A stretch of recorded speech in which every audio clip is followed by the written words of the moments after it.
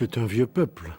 Au 7e siècle de notre ère, ils sont là, dans ce que l'on appelle la Jazirat al-Arab, c'est-à-dire l'île des Arabes, plus exactement, la terre bien cernée des Arabes.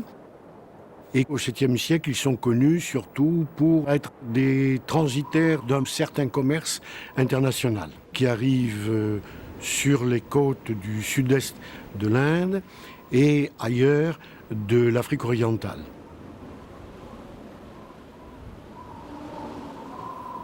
Ils sont guides de caravanes qui traversent la péninsule pour aller livrer des produits que nous dirions de luxe, les bois précieux, l'encens, les aromates, l'écaille de tortue, jusqu'au port de la Méditerranée.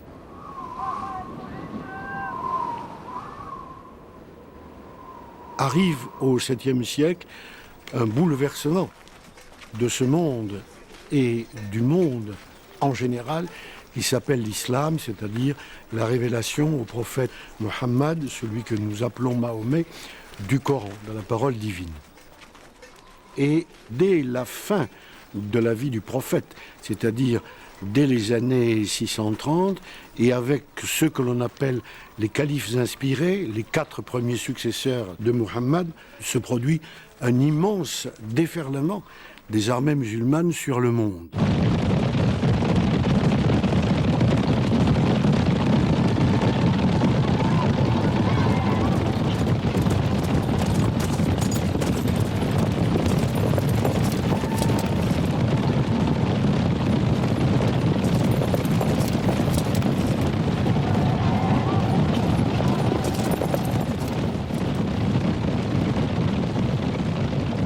Pourquoi cette expansion soudaine, fulgurante, jusqu'au croissant fertile et ailleurs?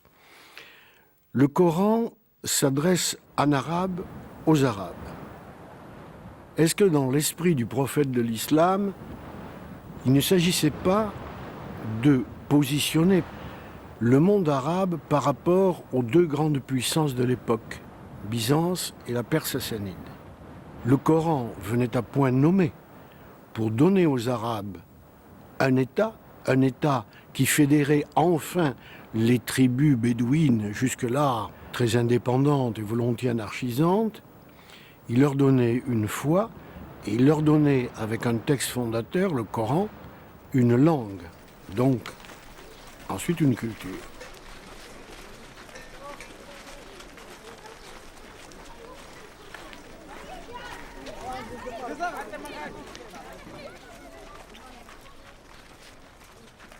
Avant le Coran, nous avons de la poésie, les fameuses odes, les murallaqat, de la poésie du désert. Arrive le Coran, qui est un texte, pour l'islam, divin, qui n'est pas un texte d'homme. Alors ce Coran, il est révélé dans une langue arabe qui, autant qu'on le sache, est une langue d'un des dialectes de l'Arabie, mais déjà promu au rang de langue de culture, parce que c'est dans cette langue que se font les échanges que nous dirions culturels, et notamment les joutes poétiques. Mais d'entrée de jeu, le phénomène de l'arabe dans l'histoire linguistique du monde, c'est que on appelle ainsi à la communication universelle une langue qui est déjà d'un niveau culturel exceptionnel. Tout cela donc s'adressant aux Arabes au début. Mais qu'est-ce que le monde arabe? Nous avons tendance à enfermer les Arabes dans leur île, dans leur jazir. Or, le monde arabe, dès cette époque, il va jusqu'aux frontières, jusqu'aux marges de l'Égypte, de la Syrie-Palestine et de l'Irak. Il remonte donc très haut le cours moyen de l'Euphrate. Rassembler les Arabes à la lumière de la foi nouvelle, c'était aller jusqu'aux limites extrêmes du monde arabe. Et on ne pouvait pas ne pas se heurter à ce moment-là aux 2 grandes puissances, Byzance et les Sassanides. Or là, dès les premiers engagements, miracle de la foi, diront les croyants, l'histoire bascule. Et ces deux puissances extraordinaires, avec des armées merveilleusement équipées pour l'époque, tombent en quelques batailles décisives.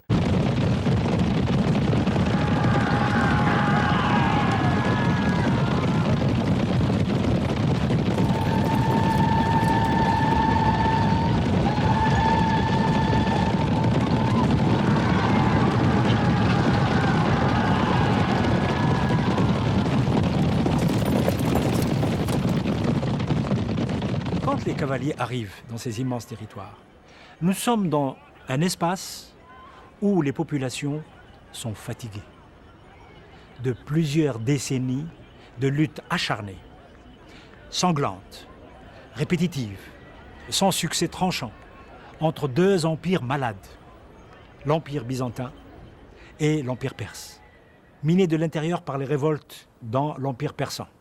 L'empire byzantin miné par les luttes idéologiques entre ce qu'on appelle la chrétienté orthodoxe, juste autour de Byzance et les franges qu'elle contrôlait, et puis toutes les communautés chrétiennes d'Orient, qui étaient presque toutes des opposants à la chrétienté orthodoxe. Ils arrivent et disent aux populations, nous sommes d'Arabie, mais nous sommes une nouvelle religion. Nous combattons pour une religion. Donc nous ne sommes pas venus pour vous spolier. Et cette religion, qu'est-ce qu'elle dit ? Elle n'est pas opposée à vos religions. Mieux que ça, cette religion, elle ne fait que prolonger vos religions, vous, messieurs les chrétiens et les juifs. Si vous acceptez notre religion, toutes vos pratiques, tous vos biens, toutes vos activités profanes et religieuses seront préservées. Au pire, les populations étaient passives. Ce n'est pas une oppression des peuples, ce n'est pas une soumission des peuples, même si l'islam, étymologiquement, ça veut dire se soumettre, mais se soumettre à Dieu. Mais la soumission ne doit pas se faire sous la contrainte. C'est l'un des grands principes de l'islam originel. Une des phrases du prophète qui est merveilleuse, « Pas de contrainte en religion ». Ça, j'ai traduit mot à mot. « La ikraha fid din ». Pas de contrainte en religion. Je suppose que ce soit sincèrement ou par calcul, quand ils sont arrivés vers ces populations, dont certaines n'étaient même païennes, ils ont dû leur dire déjà comme mot d'ordre, pas de contrainte en religion. Faites ce que vous voulez. Acceptez juste le nouveau pouvoir. Vous aurez même un statut de protégé, puisqu'il y a les ennemis partout. Nous vous protégerons. Mais vous n'aurez pas le même statut que les musulmans, parce que quand même, on ne peut pas mettre un chrétien chef des musulmans. Ça ne se fait pas. On ne peut pas mettre un juif chef des musulmans. Encore moins un païen. Donc le chef de tous les musulmans, à l'échelle de l'Empire, et le chef de tous les pouvoirs musulmans, localement, régionalement, accepter que ce soit un musulman. Mais vous pouvez être chef de l'armée, vous pouvez être ministre, vous pouvez être savant. Enfin, savant, ils ne savaient pas encore qu'ils allaient être une civilisation de la science.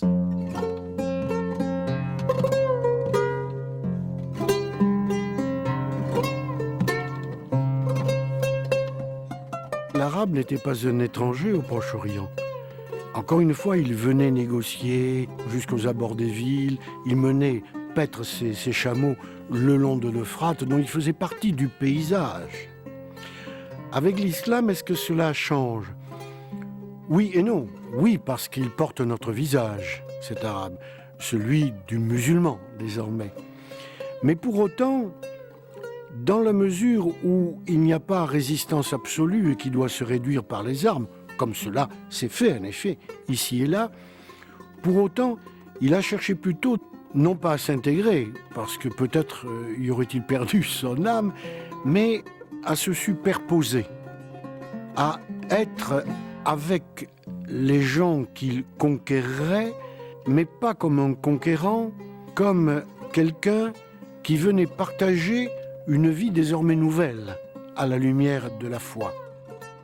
Moins briser des barrières qu'inviter les autres à être au-dessus des barrières anciennes, au nom de la foi. Finalement, il ne s'est pas comporté en intrus, mais en hôte qui demande à être invité.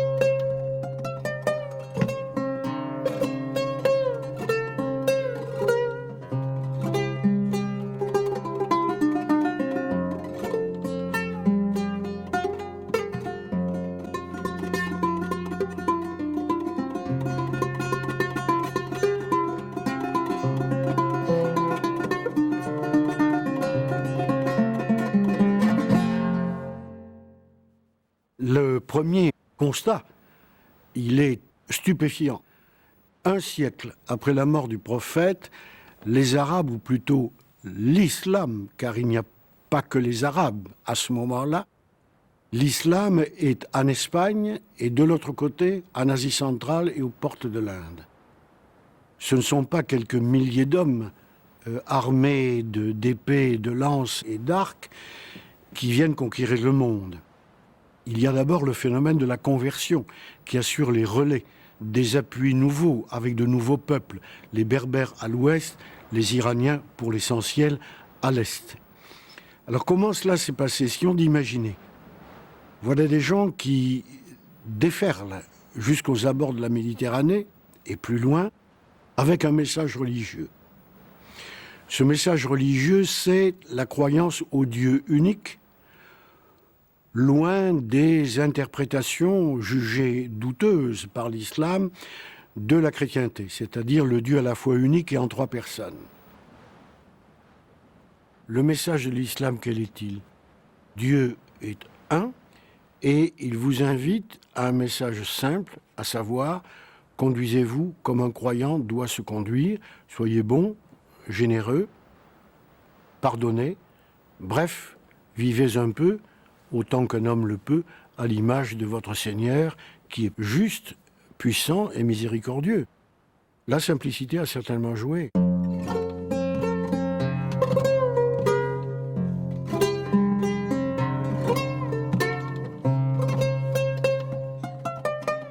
Toutes les conquêtes qu'ont faites les musulmans, on les appelle les futuhat, pluriel de fath.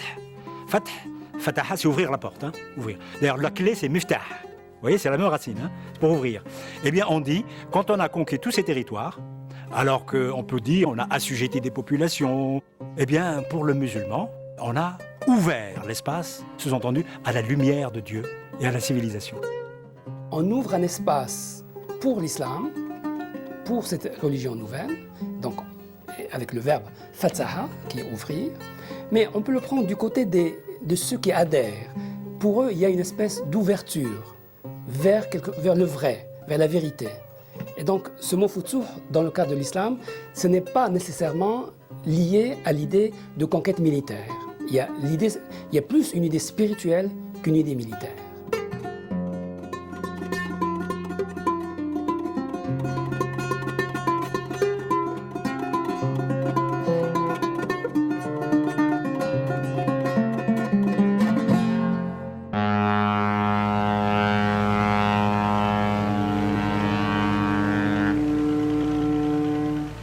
L'islam arrivait dans des terres tenues par des villes.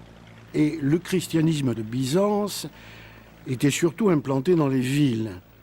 Les campagnes y étaient plus ou moins réfractaires.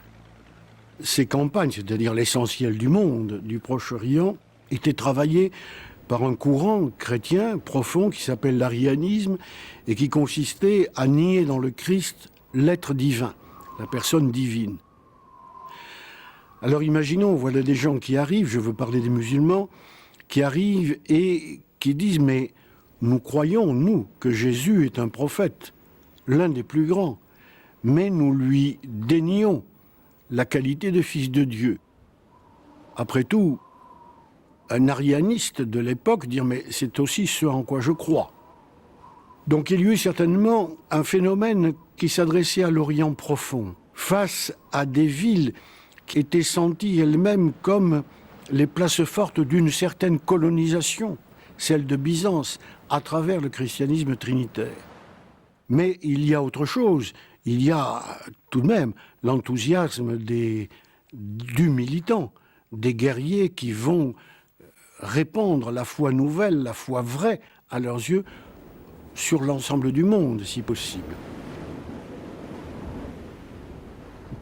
Et il y a aussi le génie, l'authentique génie des premiers chefs de guerre musulmans.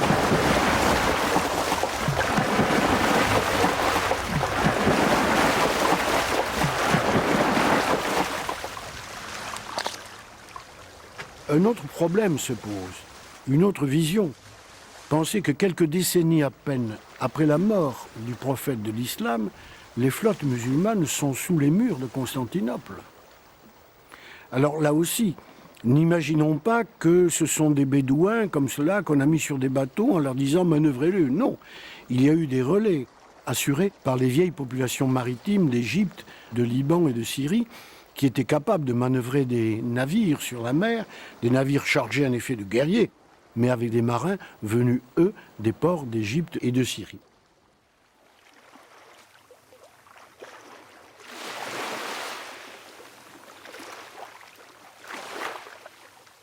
Imaginons là aussi, nous arrivons au bord de la Méditerranée.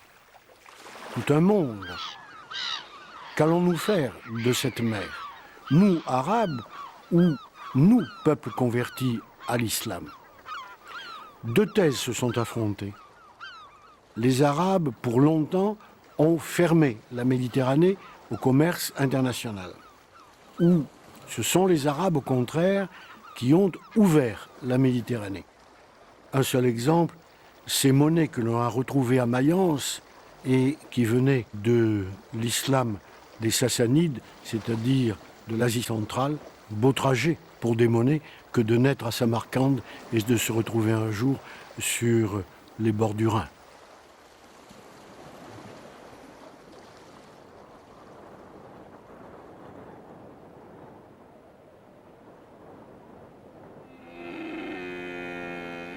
Prenons la mesure de cet événement exceptionnel, de cette expansion soudaine vue du côté des Arabes.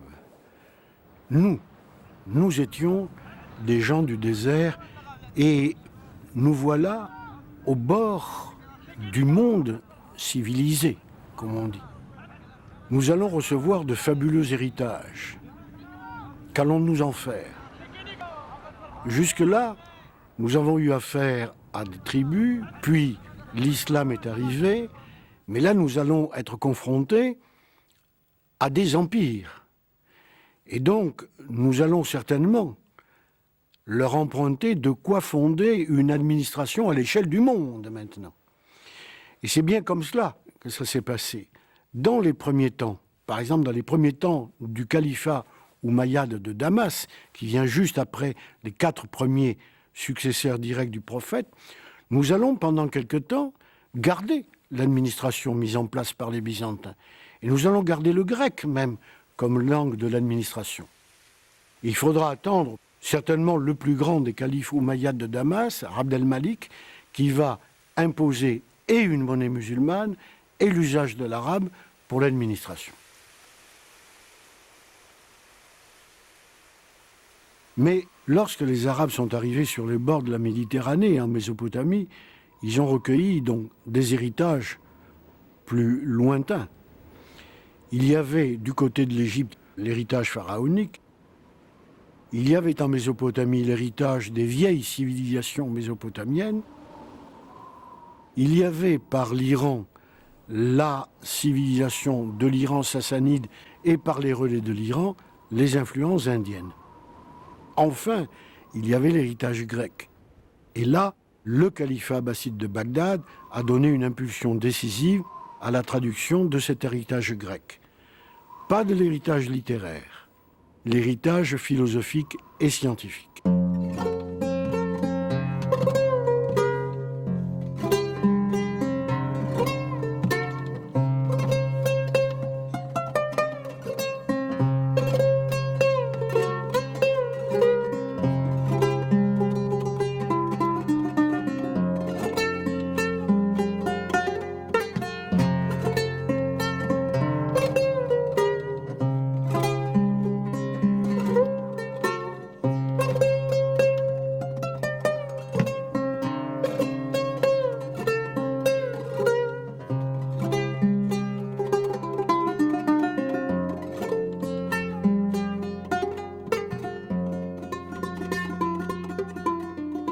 Et alors là, l'islam de langue et d'expression arabe, va être confronté à un défi majeur. Faire de la langue des Bédouins de l'Arabie une langue de communication universelle. Non seulement ce qu'elle était déjà au niveau de la vie quotidienne, au niveau même de l'administration, mais au niveau, disons tout simplement, de la pensée philosophique et scientifique. On a inventé un instrument tout à fait extraordinaire qui, effectivement, à un moment donné, a joué un peu le rôle que joue aujourd'hui l'anglais, c'est-à-dire la langue scientifique, universelle.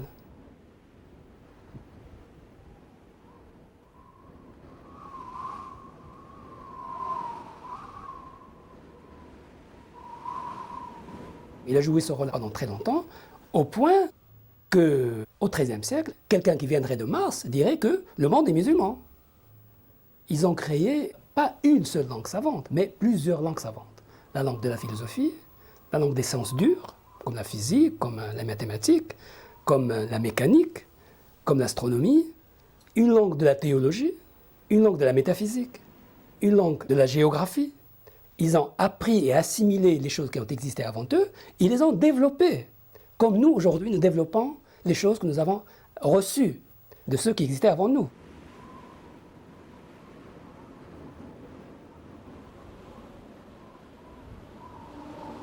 Ce qui est particulier, c'est qu'ils ne vont pas faire un choix entre les différentes traditions. Et ça, c'est leur chance d'une certaine manière. Ils vont prendre tout ce qui leur vient de la tradition indienne, de la tradition persane, de la tradition locale, babylonienne, peut-être égyptienne, de la tradition grecque, fortement, et ils vont, dans une première étape, d'abord, étudier tout cela, l'assimiler.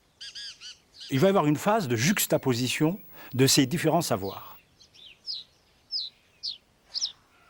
Et donc, ils vont tester tous les résultats.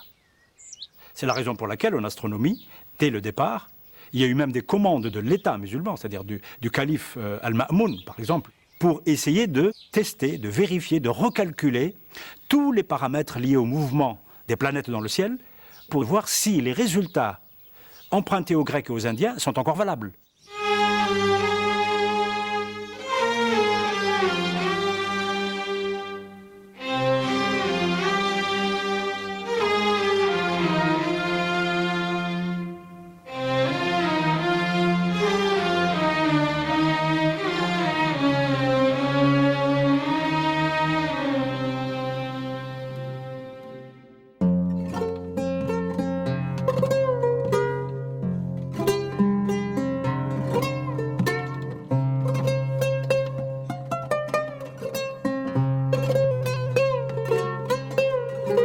Évidemment, les acteurs, eux, étaient de toute ethnie de l'Empire musulman, et même à l'extérieur de l'Empire musulman.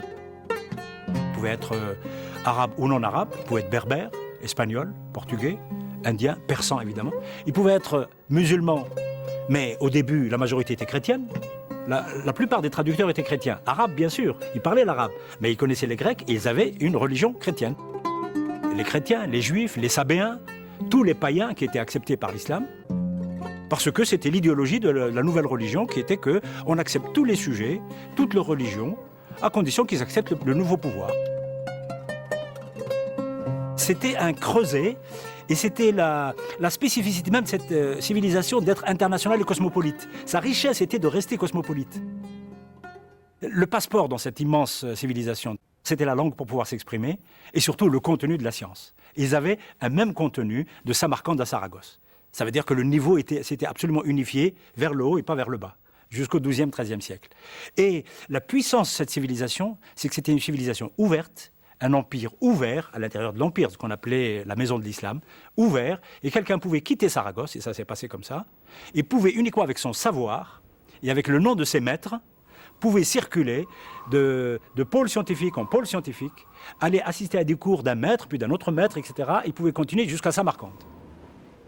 Il n'était pas dépaysé par l'autre. Il ne faisait que rencontrer l'autre. Il ne faisait que rencontrer l'autre avec sa langue, avec ses goûts, avec sa culture différente. Mais il y avait un dénominateur commun, qui n'était même pas la religion. C'est ça qui était extraordinaire. Qui n'était pas l'islam. C'était le savoir. C'était la culture et surtout la science. La première grande époque où le langage universel pouvait unifier les hommes et pouvait les faire rencontrer, c'était pendant l'Empire musulman avec le langage de la science et de la philosophie. Et ça, c'est une fois encore l'œuvre admirable des califes de Bagdad. On fonde des bibliothèques, on fonde ce que nous appellerions aujourd'hui un institut, alors maison de la sagesse, Bayt al-Hikma, c'est-à-dire en fait la maison du savoir. On envoie des savants mesurer le méridien terrestre. On s'adonne à toutes les sciences possibles, les mathématiques et la médecine en tête, mais tant d'autres.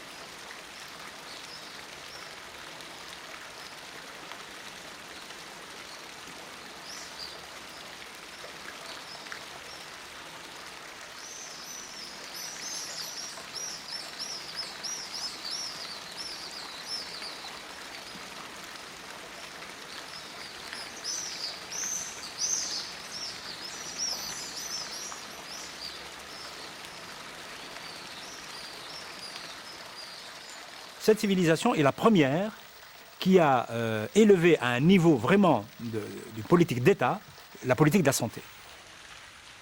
Très tôt, dès la fin du 8e siècle, début du 9e siècle, le concept d'hôpital pour toutes les catégories de la population apparaît physiquement. Il nous est resté des spécimens d'hôpitaux qui ont été construits à Damas, qui ont été construits en Égypte, en Irak, en Espagne. On consacre une partie de l'hôpital pour les maladies mentales.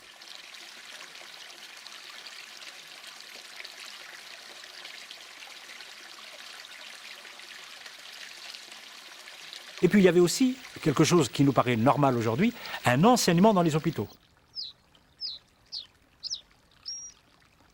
C'est qu'il y avait des services, des professeurs qui apprenaient à leurs étudiants la pratique médicale. Il y avait comme aujourd'hui des chefs de service qui allaient avec leurs étudiants consulter les malades et puis apprenaient aux étudiants comment soigner, etc. Et puis dans chaque hôpital, surtout pour les grands hôpitaux, il y avait une officine, donc une sorte de pharmacie, où les gens nécessiteux allaient chercher les médicaments directement à partir d'une prescription médicale. En mathématiques, progrès décisif en trigonométrie, en algèbre, le mot vient de l'arabe, le jabr, la numérotation par position, l'emploi du zéro en arithmétique, l'usage définitif des chiffres arabes, qui sont des chiffres hindous, mais transmis par les Arabes. Bien, ça fait tout de même beaucoup de choses.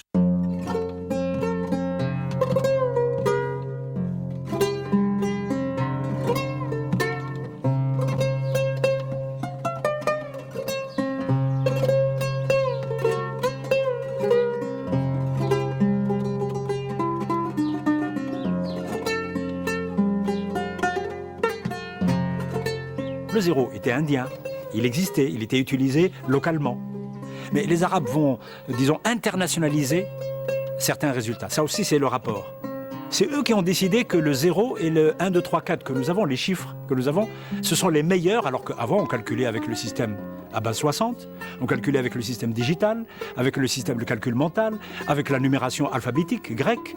Mais les Arabes ont imposé un type de calcul qui est maintenant international.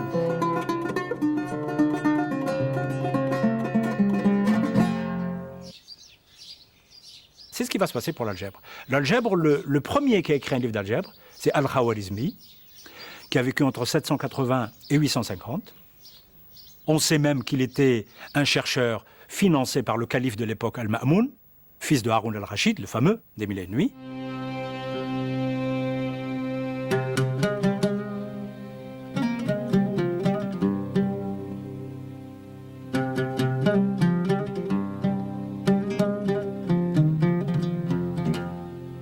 On sait qu'il était donc un chercheur dans une fondation qui s'appelle la Maison de la Sagesse, une sorte de mini-CNRS de l'époque.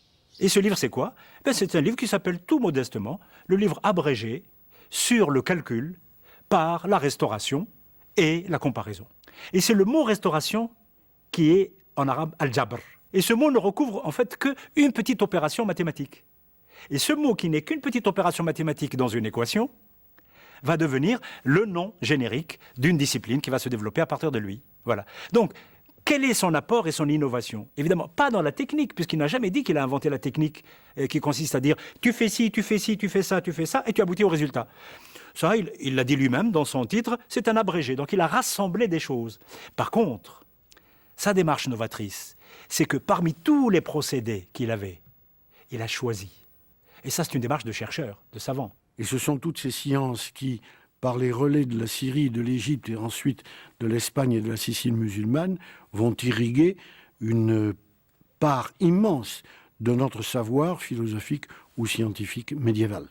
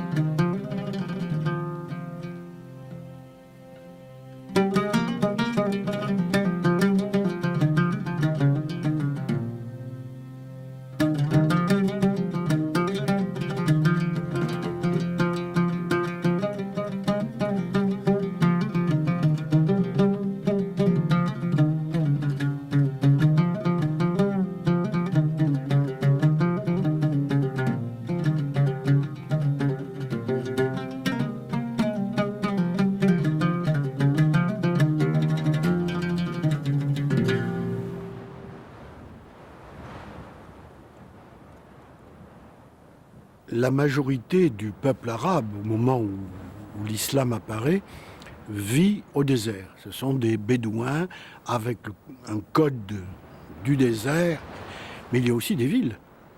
La Mecque et Médine, pour ne parler que d'elles, qui sont de très importantes places caravanières et aussi des centres religieux du paganisme pré-musulman.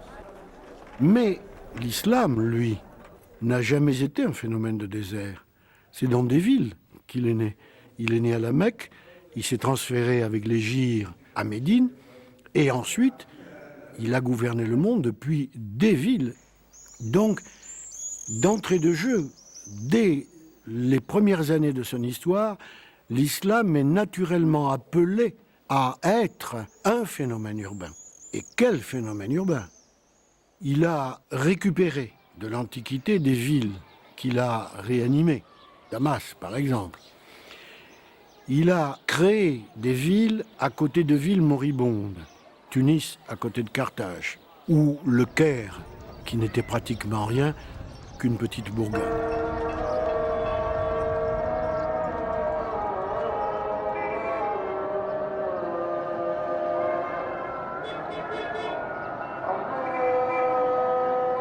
Mais qu'est-ce que c'est pour un musulman de l'époque qu'une ville ? Il faut d'abord qu'une ville soit un centre de pouvoir musulman. Si, par exemple, vous avez une grosse ville en Égypte, dans le delta, mais chrétienne, elle n'est pas dite ville. Pour que la ville soit ville, il faut qu'il y ait donc un pouvoir symbolisé par une grande mosquée, une chaire, un minbar, d'où tous les vendredis est rappelé le nom précisément du pouvoir.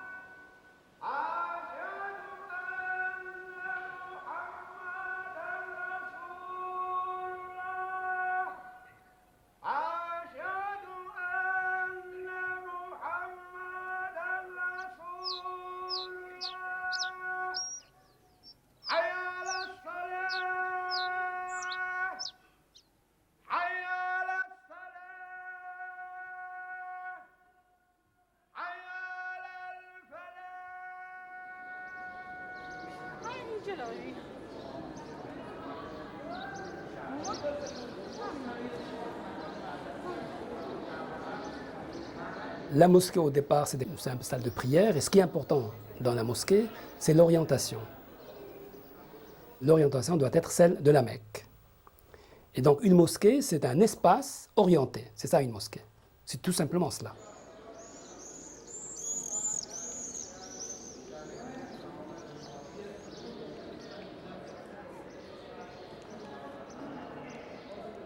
À partir de là, on a commencé à élaborer une architecture. Alors cette architecture, avec une salle centrale, a commencé à être élaborée au cours du 8e siècle. On a conçu un modèle de la mosquée à partir de la grande mosquée qui a été construite à Damas.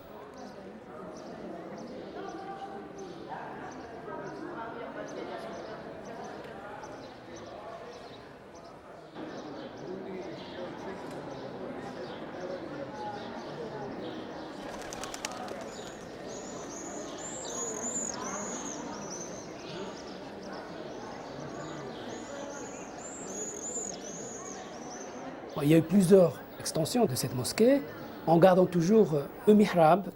Le mihrab, c'est l'endroit qui est marqué au niveau de l'architecture où se tient l'imam. Et l'imam, ça veut dire la personne qui guide la prière. L'imam, ce n'est pas le prêtre. L'imam peut être n'importe quel musulman.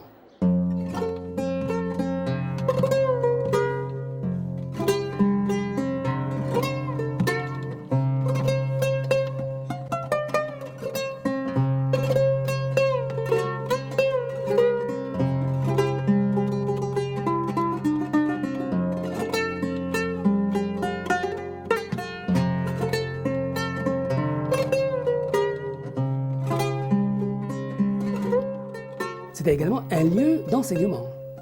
Ce n'était pas simplement un lieu de réunion, c'était également un lieu où les savants, les ulamas, venaient donner des cours. Alors ces cours, ça pouvait concerner le droit, la théologie, mais parfois aussi la littérature.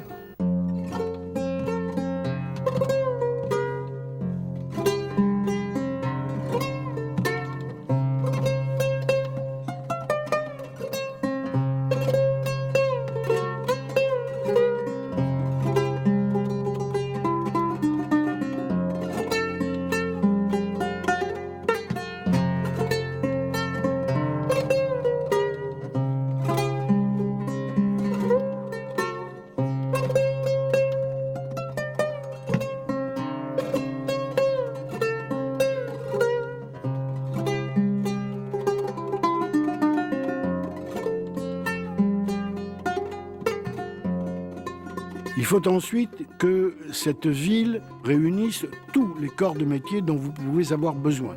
Bien sûr aussi des libraires et des bibliothèques.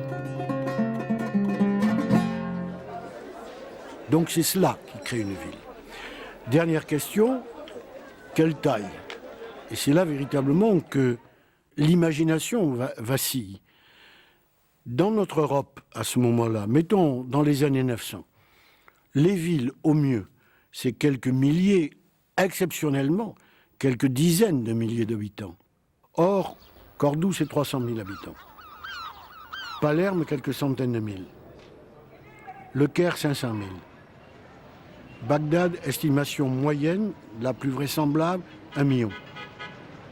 Et quelquefois, la mégalopole, essentiellement en Asie centrale.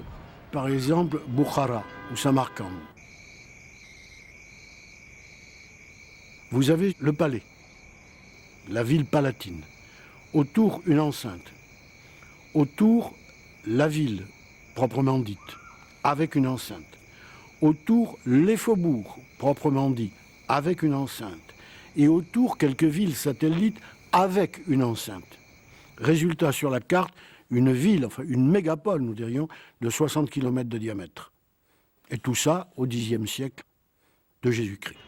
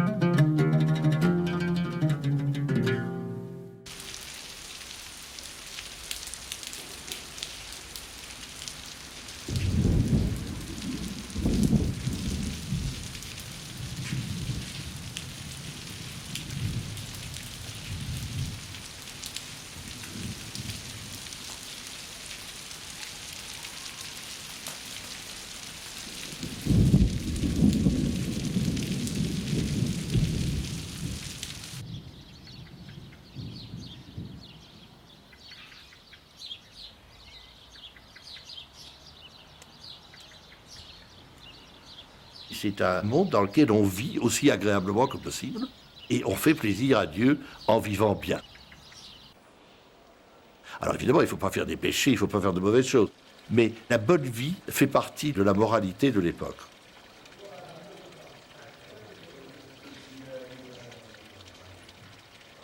Pour être un bon musulman, l'essentiel, c'est de vivre bien.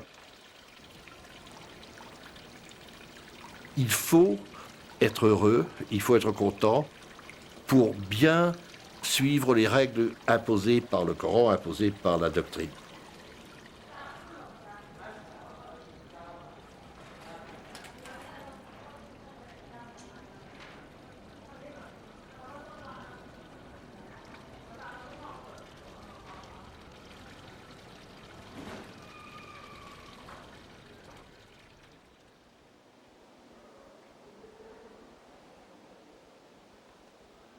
C'est un monde pour lequel l'essentiel était la structure légale dans laquelle il vivait.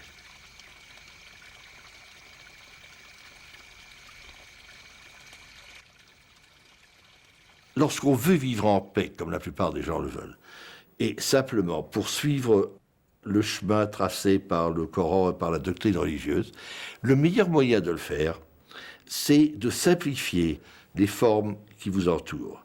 Et c'est une des raisons pour lesquelles, disons, la géométrie a joué un tel rôle. La géométrie est un peu comme le système légal.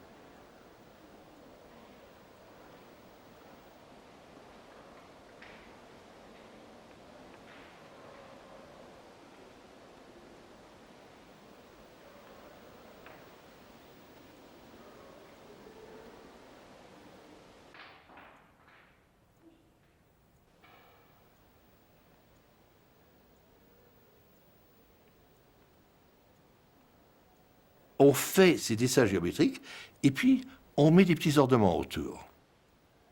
Et brusquement, cette géométrie s'anime. Mais c'est la géométrie de base qui reste toujours là. Donc on fait un art qui a des bases semblables et des superstructures différentes. Simplicité, ascétisme, austérité d'un côté, puis alors sensualité avec laquelle on décore l'austérité du dessin principal.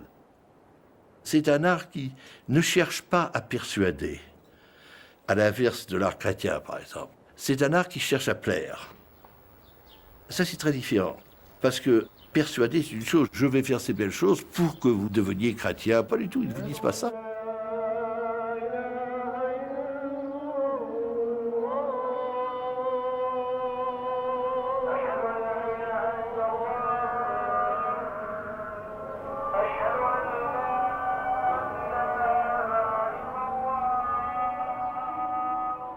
Est-ce que dans le Coran, il y a un interdit sur les images? Et on est allé chercher, effectivement, il y a une phrase qui dit que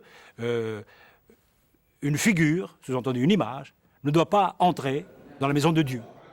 Cette phrase, elle a été dite au 7e siècle, entre 622 et 632.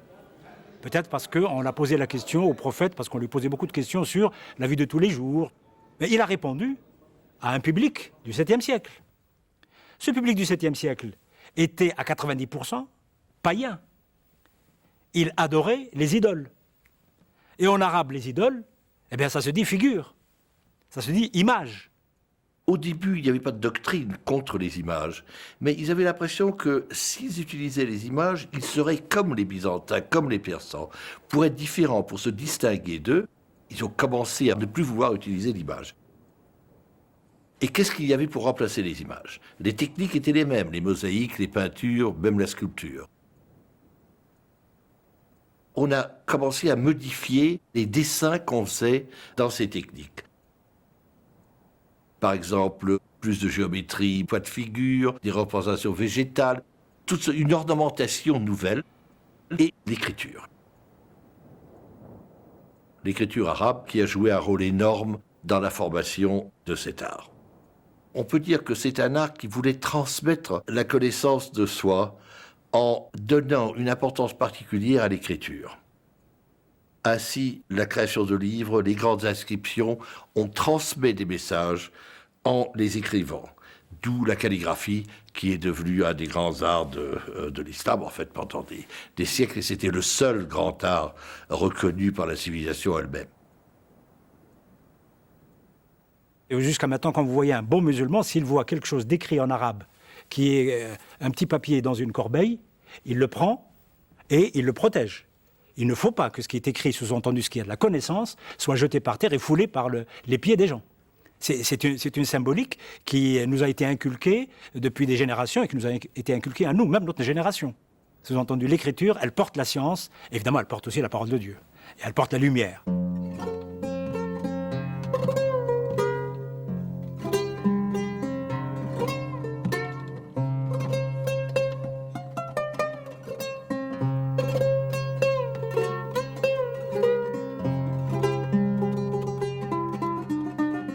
Enfin, à la lumière des œuvres grecques, on est devant des philosophes qui disent « la vérité est toujours à découvrir ».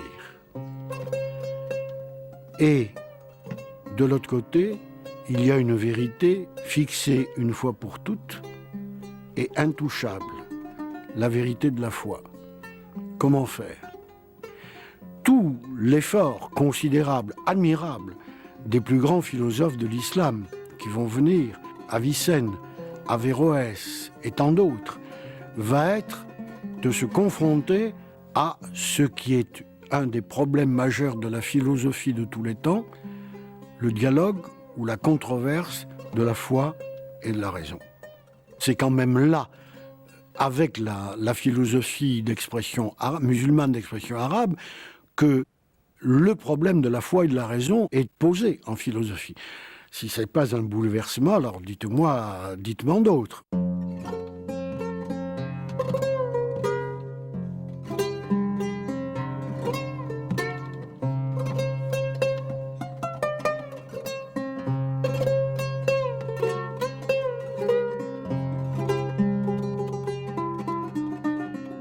Il y avait le désir d'être intégré dans le monde de la civilisation. Ce désir était très fort. Je pense que ce désir doit être mis pratiquement au même pied, sur le même pied que la religion. C'est-à-dire le désir d'être enfin intégré dans la civilisation comme tout le monde. En quelque sorte, ils avaient probablement senti que leur tour était arrivé, d'être dedans, de ne pas simplement être dehors.